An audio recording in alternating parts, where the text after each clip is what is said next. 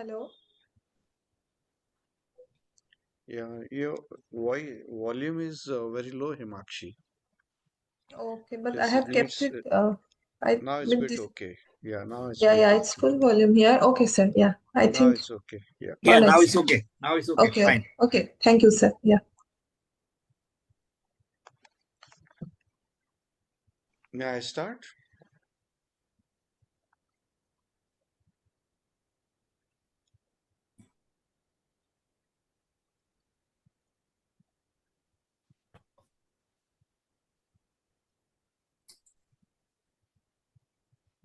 Whenever you say I'll start.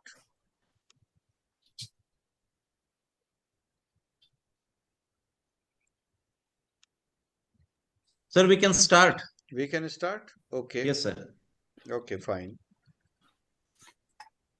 Uh, all the honorable EC members of iSPELL, Vice President Dr. Basanta, our General Secretary from Department of Higher Education, Dr.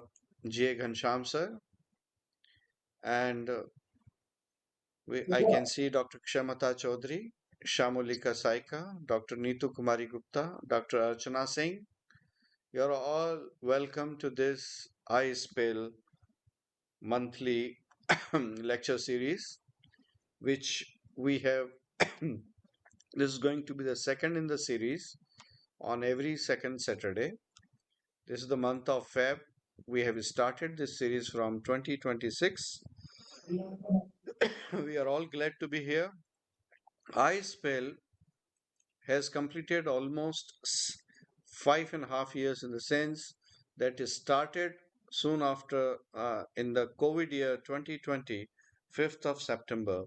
And since then, there have been 150 online lectures on Sunday satsang. So we have completed lot many lectures and we are glad that once again we are back to the platform and today, our speaker is Dr. Himaxee Borodoli. I hope I pronounce it correctly. Yeah. Borodoli, yes. Yes, sir. Yes, sir. Let me take the privilege of introducing her to the listeners, to the audience. Dr. Himaxee Borodoli is an assistant professor of English at Darang College and she has completed her PhD from IIT Guwahati on children's literature in Assam, a study.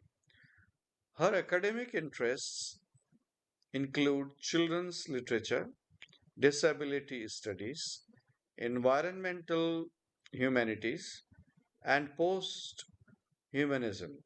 Alongside her academic work, she is deeply drawn to creative writing as well, and she has her works published in platforms such as Muse India and the Assam Tribune.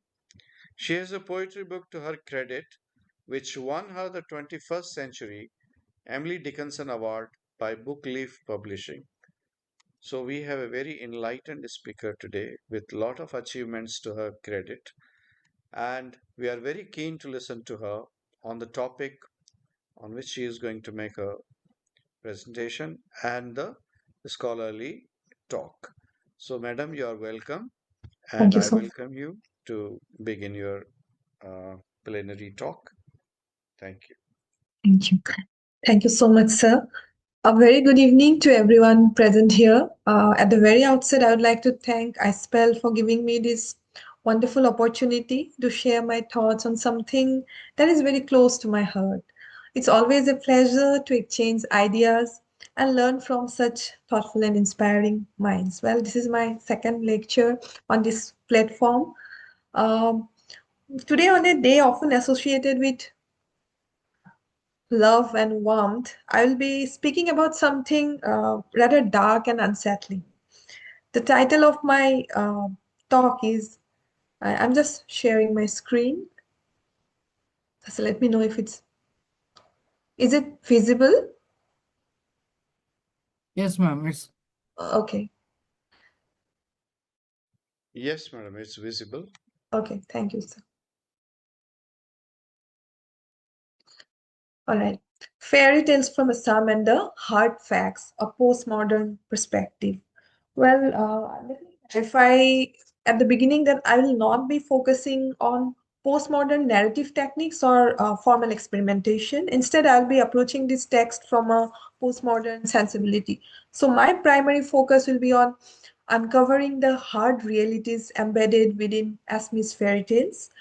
In many ways, the act of unearthing this hidden truth itself is a postmodern exercise, one that looks beyond surface meanings and allows space for multiple perspectives and interpretations. So let me begin. That's just a myth.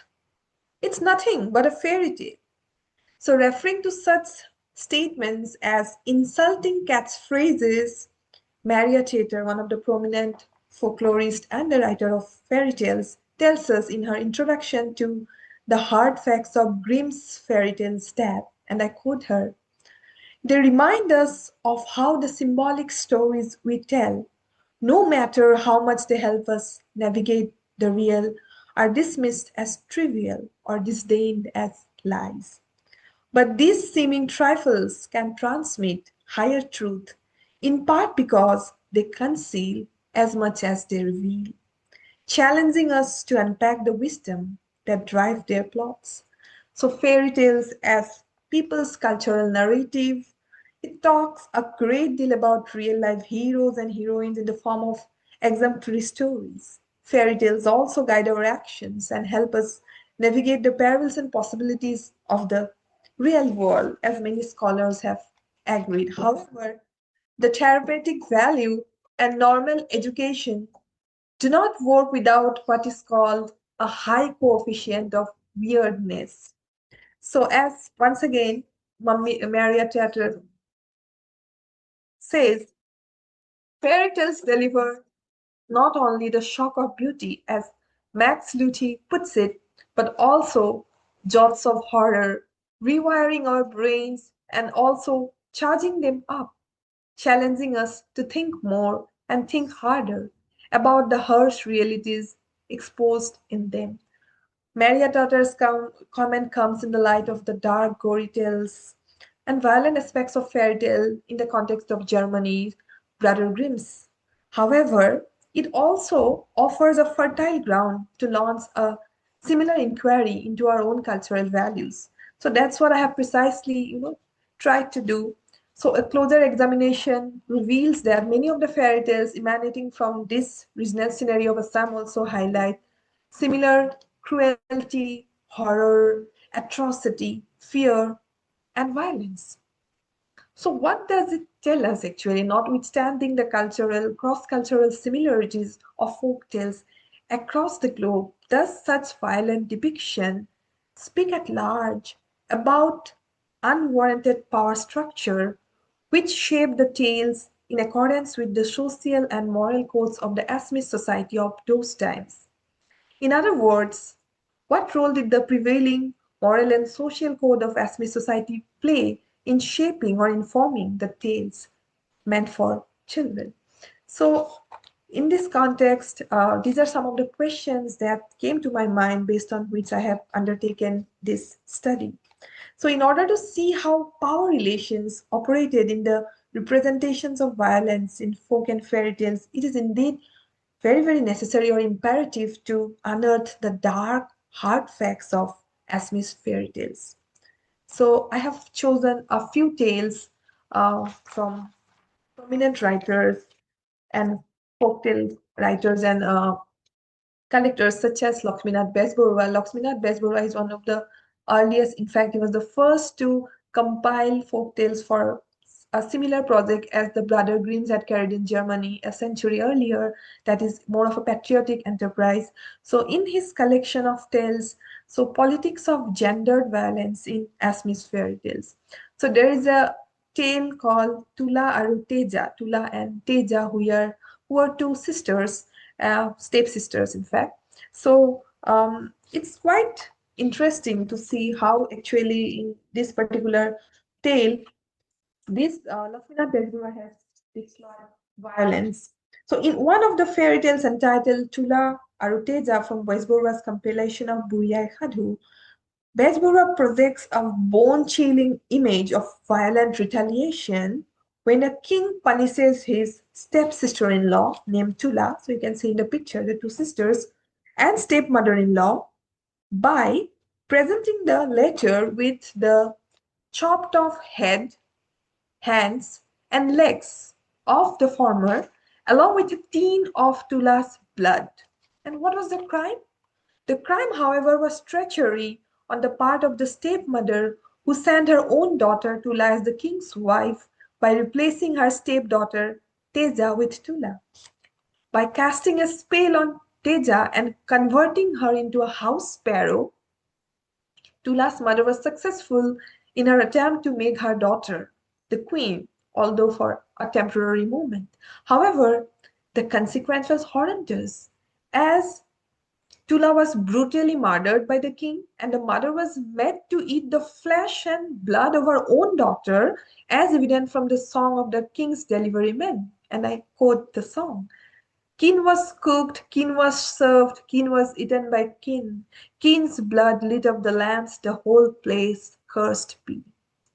Now, such a graphic depiction of gendered violence undoubtedly settles one's notion of fairy tales as culturally innocent.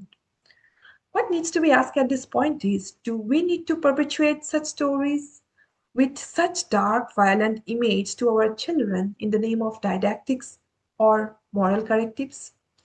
So in this context, I would like to bring in the very politics of representing such kind of images. Now, Bezborua, in his preface to the collection of the tales Buriyai Khadhu, he says that it has undergone critical editorial intervention. Now, acknowledging the informants, the people who had actually collected the tales and helped him, as I said, it was more of a nationalistic project. Bezborua says, and I quote, the tales were compared, made additions and alterations in them, and then selected after careful perusal.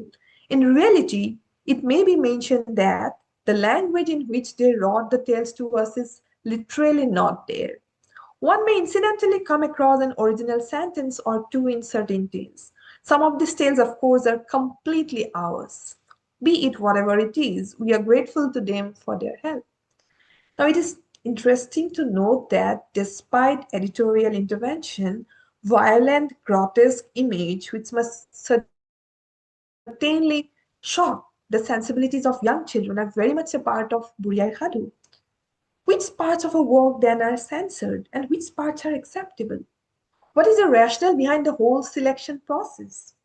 Why are certain forms of social inequalities such as gender, class, or caste violence are easily acceptable or found unproblematic, whereas themes of coercion or incest are camouflaged in the tales intended for children? So these are some of the questions that many critics have addressed. And again, I quote one of them, whose name is Kristina Kamenetskaya, and she says, and I quote, individual folktale collectors supposedly also rewrote folktales in accordance with prevailing social and educational concepts, as well as their personal likes or dislikes, thereby not only eliminating coarse, body, erotic, and incestuous scenes to protect children, according to Tatter, but also emphasizing acts of cruelty, violence, brutal intimidation, bigotry, and coercion, mainly to utilize the tales as quote unquote lessons. Now, Lakshminath Bezborua's Buriyai Khadhu, as I was talking about gendered violence, it was more of a patriotic enterprise, and he must have given due preference to the stories held sacrosanct by the Assamese society of his times. Now, one of the critics, research scholars, Chandrika Borua, she has rewritten these stories by Bezborua. The name of the story is Stories by the Fire on a Winter Evening. And there she says how Bezborua actually preferred the feminine, the symbol of Assamese cultural nationalism in his patriotic endeavor. And I quote her, Bezborua co-opted women to valorize a distinct Assamese cultural and national identity. In a nationalistic agenda, The feminine was the embodiment of virtues like religiosity, submission, and self sacrifice, and any deviation is an aberration. Thus, any aberration leads to cruel punishments and retribution as represented in the folk world of the narrative. Now, the jealous wives in Silonir Jiakor Khadu means the kite's daughter, Mekurir Jiakor Khadu, the cat's daughter, are unruly women who need to be punished and subdued through extreme forms of violence, such as making them walk on a rope and letting them fall in a pit full of nails and thorns, chopping the nose of the deviant wife, and or thrashing her to death. Often depicted graphically, is the most common way of punishing quote-unquote miscreant wives by husbands who themselves are involved in polygamous relationships. The graphic depiction of gendered violence actually justifies and intensifies the already existing gender bias, particularly in the socio-cultural milieu of the Assamese society. Now, Bajborua, a product of his age, actually must have found it perfectly unproblematic to depict this form of violent punishment associated with female disobedience, selfishness, greed, etc. And I'm not saying this without any evidence. This is very much evident from his views on women, as noted in his non-fiction book for children. The name of the book is Kamot Kritikta Lovivorhonket, which is translated as A Treatise on Being Successful in War. So telling his young readers, and it's very clearly mentioned, these are boys, those are boys. So to be cautious while choosing a partner for marriage, Bajborwa warns young boys that, and I quote, a wife who is angry, unchaste, selfish, and irreligious is likely to destroy the peaceful house of her husband and goddess Lakshmi. So now Bajborwa's choice of retaining the violent images in the folk and fairy tales is therefore driven by his idea about the quote-unquote ideal woman of his times.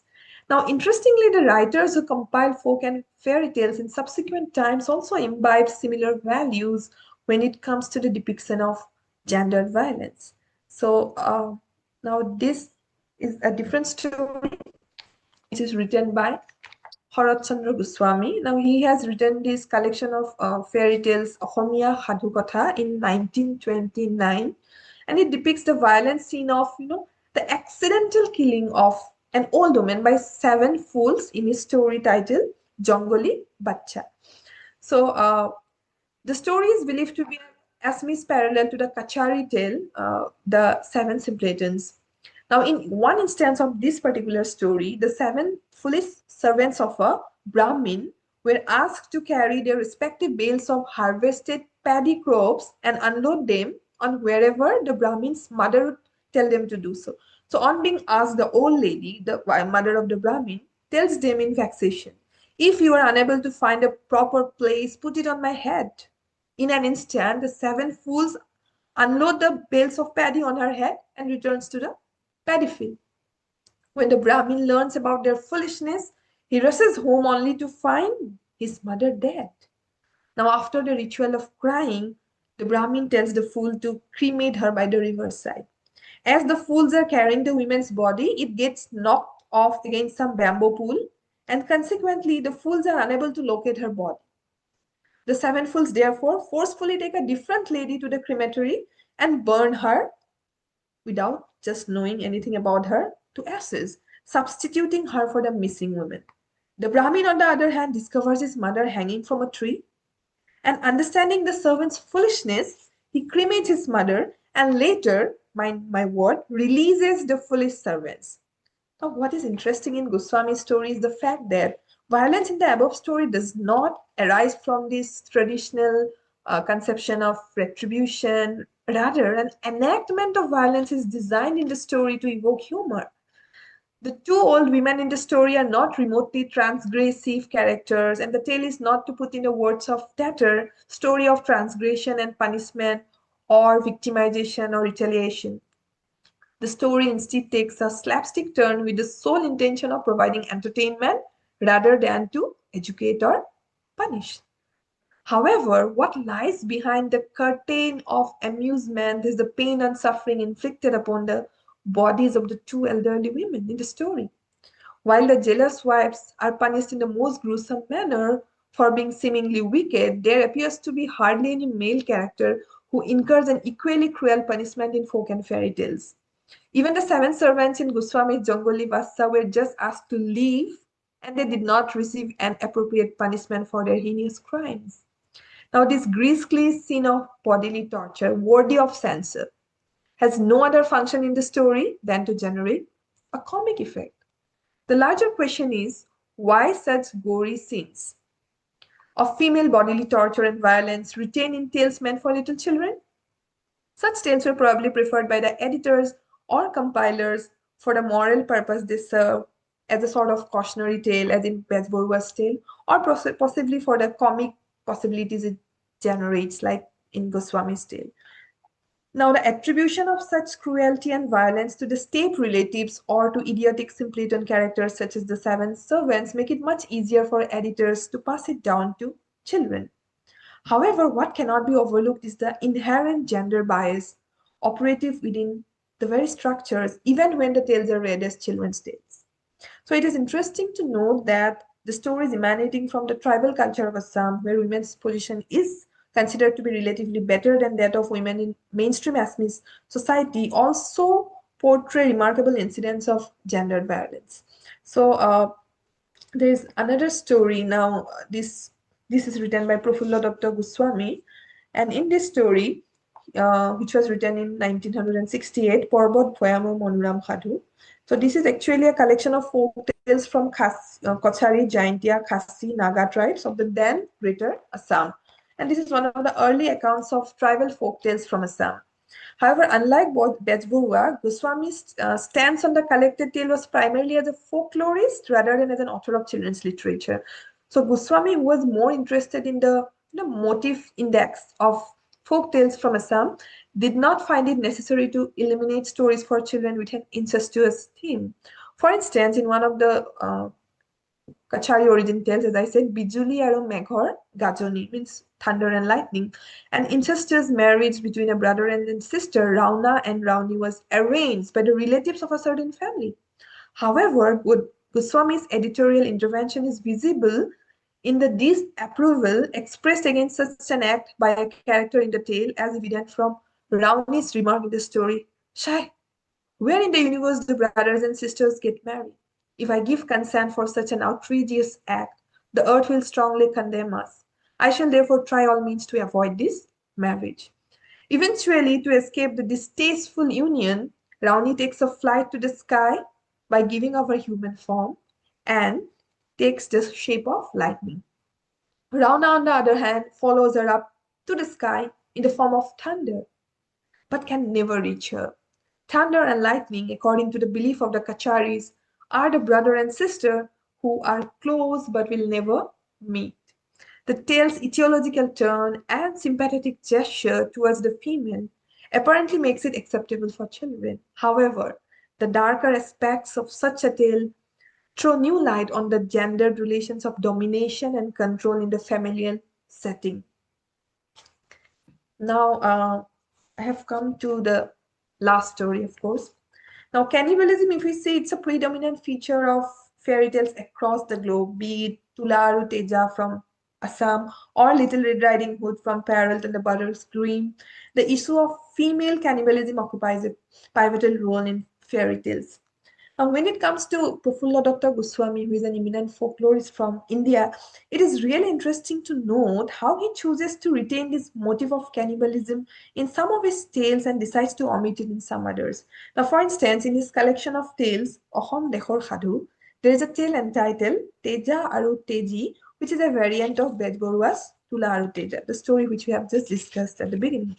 Like as stated earlier, Prafulla Datta Goswami was primarily a folklorist, and he saw the tales more as a cultural repository than as literature which is individually authored.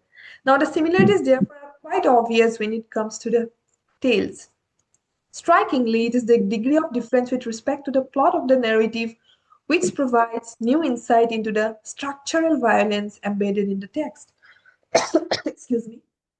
Now, coming back to the point, Goswami's Teja Aru Teji, which was meant for children, does not include the gruesome episode of cannibalism found in Besborua's Tularu Teja. Now, this horrific scene of grotesque serving, like how her blood and legs chopped off, this was in Tularu Teja, which also find expression in Goswami's general collection of folk tales meant for a common audience, however, is omitted in his tale meant for children. So he also has written for a general public that is entirely a collection of folk tales. So in that you can find this grotesque serving, whereas his tales meant for children omits that altogether. Now, interestingly, such cannibalistic images figure in Goswami's later collection of folk tales, such as Parvat Bhoyam or Manoram Hadhu. Now, in one of the Khasi tales, the name of the tale is Nukhai Likhai Jal Prapat, means Nukhai Likhai falls, waterfalls. From Goswami's same collection, cannibalism occurs when a stepfather feeds the parts of his stepdaughter's body to her biological mother named Likai. Enraged and disgusted at the act of unknowingly consuming the organs of her lovely daughter, the mother goes insane and commits suicide by jumping from a very high waterfall. Unlike the story of Tula Aruteja, where gender violence is driven by a revenge motive, this particular story moves beyond the ambit of gender violence to project innocent children being subjected to lethal forms of violence by adults. Owing perhaps to the matrilineal lineage of the Khasi society, the story putatively takes a different turn by attributing evilness to men. The men, as Nandana that says in her Mothers, Daughters, and Others, are just foolish, but they cannot be evil. However, in the current story, it is the evil stepfather, in contrast to the evil stepmother, who commits the heinous crime of filicide out of sheer jealousy. Goswami, in this regard, is not reluctant to retain a negative image of men. Much like the tale of Rauna Arurauni, this tale also firmly sympathizes with the bereaved mother, a fact suggestive of Goswami's translation or retention of the metaphorical title of the story as Nukhai Likhai Jal Prapat, which literally means leap of Kalikai, from the waterfalls in the Khasi language.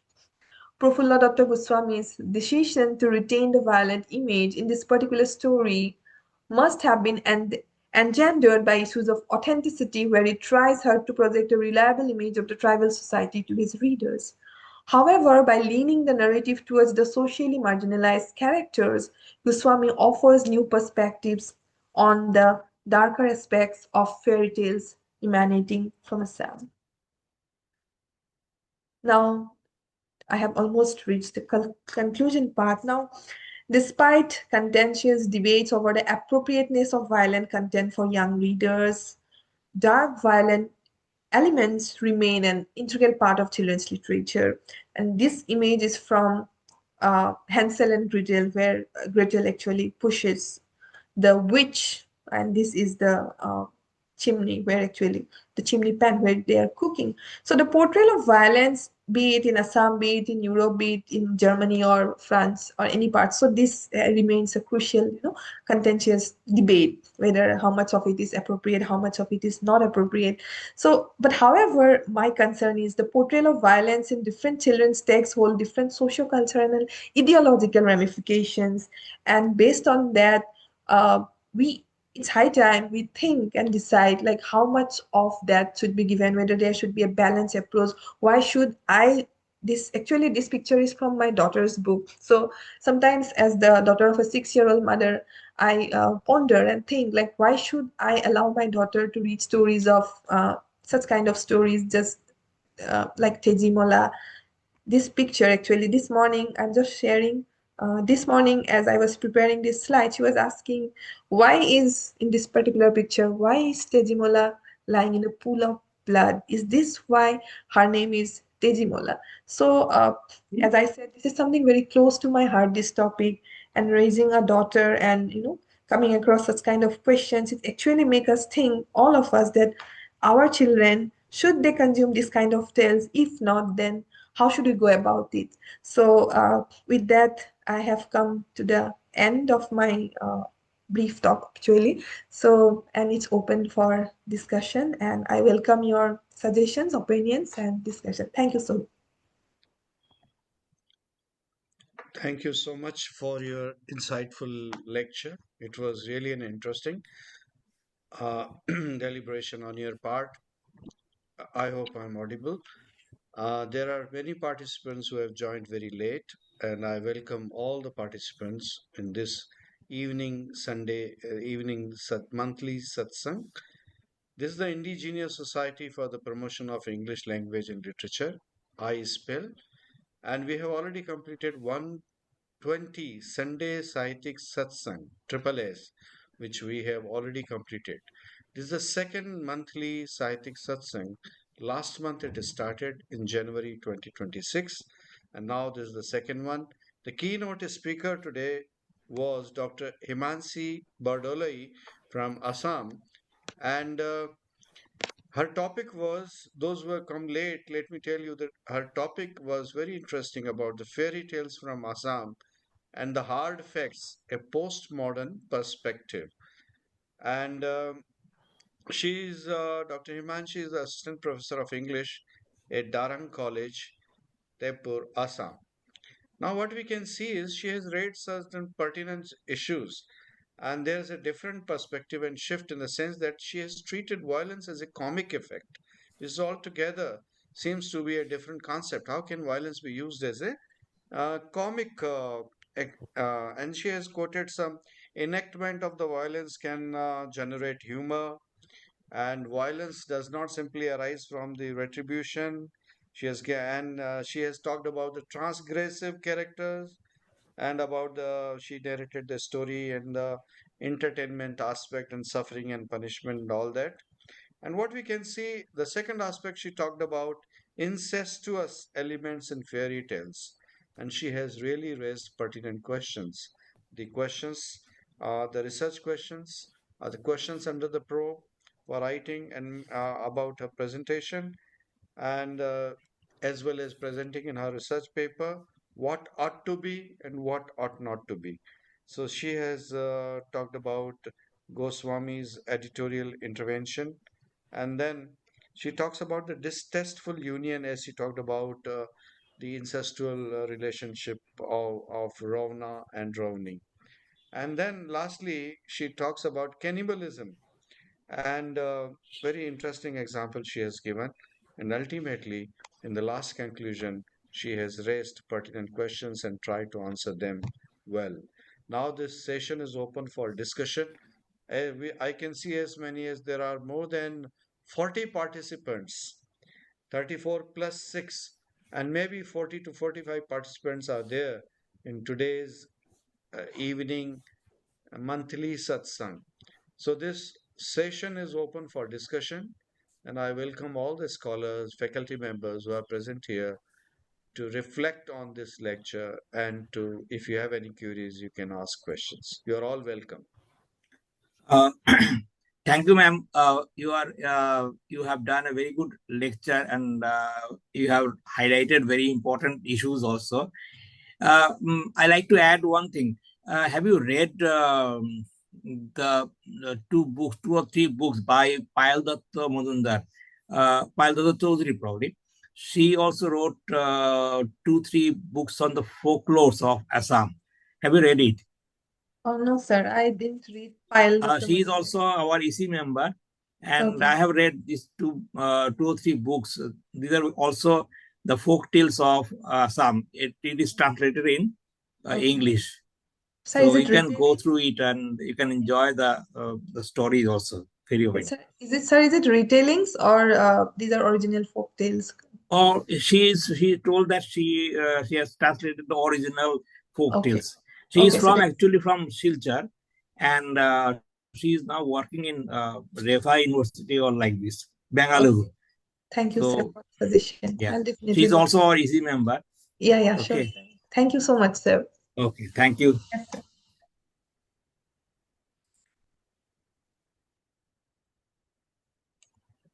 Yes, any more questions? The session is open for discussion for all the.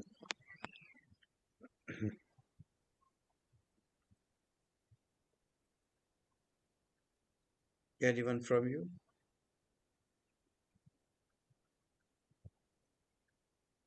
I would invite Dr. Ghansham sir to Just give. a minute, sir.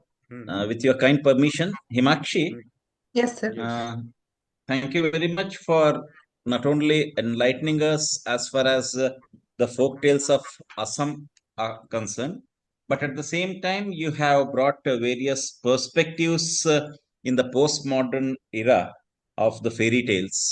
And pertaining to fairy tales, like every individual state has various stories of its own to tell, and every story some way or the other relates with the day-to-day life, and at the same time the customs, traditions, and the traumas that they face, and various other things they include in that. So do you find, like, this is my just a question, so do you find some kind of a similarity of what you have dealt with the stories of some other state, if you have gone through with those stories, or in other way, which state's particular story that you have read is closely associated with the folktales of Assam? Okay. Sir, to answer your question, actually, folktales as a genre, it's definitely has cross-cultural similarities because just like language, when we see Indo-European or any kind of language for that matter, from one branch it spreads and eventually it's like disseminated across cultures. So there are a lot of similarities. I have not read so much, but then I have read a few South Indian tales from uh, Telugu folk tales, and also, but those are again translated into English. And I have read tales from West Bengal, like Thakumar Jule, and I have also read a few of tales from Orissa.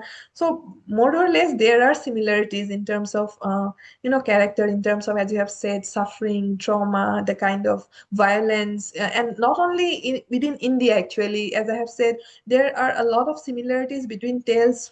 Brother Grimm says tales from Germany, like the picture which I have just shared, the Yes, tree. yeah, I could So see that. that is Yes, something yes. similar to what we have called juniper tree. That is similar to Tejimola. And then there are other Oh, tales like we have like Abagotia about dwarfism, about disability. So there again we have tales like Thumbelina. So you can find a lot of similarities between the tales. However, it's the culturally told and the sensibilities which make it, distinct uh, somewhat. How, but then basically it's about, as folk tales are about cultural repository, it's about human feelings, it's about human beings, it's about, so basically across the world, I think there are some similarities, and therefore there are motif tale index. Now, how this, there are research going on that also, how these tales are similar across the country. And there are people like structuralism and post-structuralism, Levi-Strauss and others, they have tried to identify those similarities. And I think there's ample scope now, even as you have rightly pointed out, within India, if we can see, there are scope, for scholars to evaluate and assess all these, like how it's similar, how, what are the dissimilarities, and how it can affect our children. So thank you so much for such a pertinent question, sir. right, right. Because my intention was, because most of the people, those who are here, maybe the research guides also. So, Okay. as you said, it's folk tales is a different kind of a genre. So that's why a comparative kind of a study could be taken with the Yeah. help of your own way of narrating the folk tales from Assam. So these people are the research scholars can relate all these things, and a good kind of a research which could be like interdisciplinary kind of a research, or even comparative kind of a research could be taken up. So that's why this question was raised, and I do request the people, those who have joined iSPELL on this virtual platform, do send the invitation to your research scholars and postgraduate students also, so that they can join and they can get to know many of the things. Because reading the books, they are going to make you aware of the things, but at the same time, when the presentation is being done and the presenter is there, and when we discuss with the presenter, various new vistas, they too come into action, and they too come on the screen. So kindly make your scholars and the postgraduate or the master students to join us on this platform. So thank you, Himakshi. Thank you very much Thank for you, sir. doing honors on the platform of iSPELL. And iSPELL not only promotes the scholars, but it promotes the students as well, because we always believe that facilitate to elevate. Until and unless we facilitate each other, we cannot elevate each other. So let us work in a team, and team means together everyone achieves more. So let us achieve more by being together. Though solitude could be enjoyed, and solitude is a different kind of perspective, but at the same time, when we gather on this platform, we all will go together so that we can make a big Ubuntu. Thank you very much, sir. You are muted, Ashok sir. Thank you, sir. Thank you for your such a wonderful review of and the interaction, and you have raised and given valuable suggestions to the scholars and to the speaker, and how we can collaborate and how we can proceed with the comparative sort of a work in research studies. Um, I think I should invite Dr. J. Ghansham sir for the vote of thanks, who is our General Secretary, and he's a torch bearer. And once again, he has embarked upon, with all of us, with the EC members, with the iSPELL, he's taken a lead to begin this satsang, monthly satsang now, as earlier it used to be Sunday satsang. So I hope all the participants on the second Saturday of the month in this deliberation, in these talks, and would contribute and also would, you know, interact and share their views by attending, being very in, very insightful participants as a. So I express my profound thanks to all of you who have joined. Now over to Dr. Ghansham sir. Thank you very much, sir. Those who have joined for the first time on the platform of iSPELL, let me tell you in brief that iSPELL, Indigenous Society for the Promotion of English Language and Literature, was formed during COVID time. It was formed on Teachers' Day, 5th of September 2020. And since then, we started with Sunday Sahityak Satsang, as told by Dr. Sasdeva sir. Every Sunday, we used to invite various scholars on the platform of iSPELL to deliver their lecture on various topics of language and literature. And then for nearly 120 Sundays, we were doing it on a continuous basis. Then we stopped it. And then after that, we came back with a bang by introducing Sunday Sahityak Satsang as monthly Sahityak Satsang. Now, every month on 2nd of Saturday, we are coming on the platform of iSPELL by inviting the scholars and the researchers on the platform of iSPELL, not only to share their expertise on the particular subject, but also to enlighten the fraternity as far as new topics are concerned. So today we had with us Dr. Himaxee Bardoloi, right, Borodoli from Assam. And as far as Assam Forum of iSPELL is concerned, is the most what you call innovative and exemplary, at the same time creative kind of a platform, which is doing quite well as far as iSPELL's activities are concerned. They have been organizing various events. They have brought out the collection of book in the form of short stories, poems, and they were also having like get together for 2 days. The literary get together was there.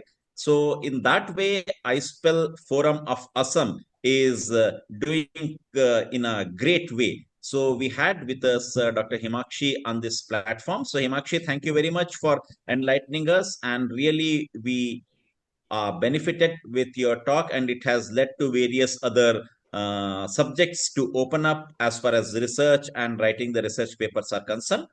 I thank the chairperson, Dr. Ashok Sasdeva, who has been recently awarded with DLIT from Ahilya Devi Vishwavidyalaya, Indore. So we hope to have a great gala party of being the DLIT by Dr. Ashok Sasdeva. So I do hope that Ashok Sasdeva sir will not only enlighten us, but at the same time, he'll be the supporting hand and the great and strong pillar of iSPELL. So thank you very much, sir. Thank you very much once again, the gentleman who has joined from Tripura, our Vice President, Dr. Prasanta Chakravarti, who is again one of the strongest and the motivating pillar of iSPELL.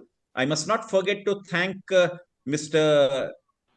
previously he was Mr. Now he is Dr. Pramod Dhengle, who is not only creating this flyer for us, but all the time he is there on the Zoom. He is the one who creates the link. He is the one who initiates everything. And he is the one who is the real man behind iSPELL.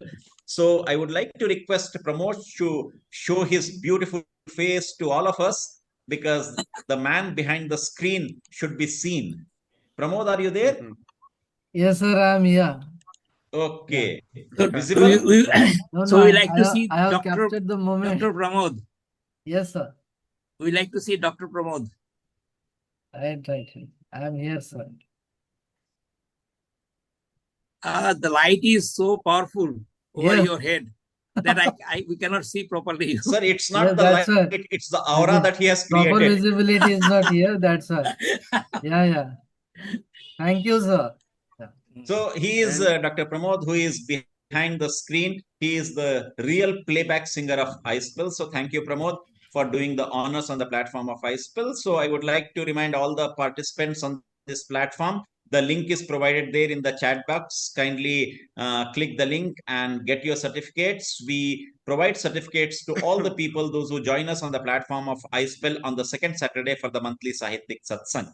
So we'll meet you next time with another new speaker on another new topic and another new kind of an enlightenment. So till then, stay connected, stay healthy, be safe, and stay together with all of us.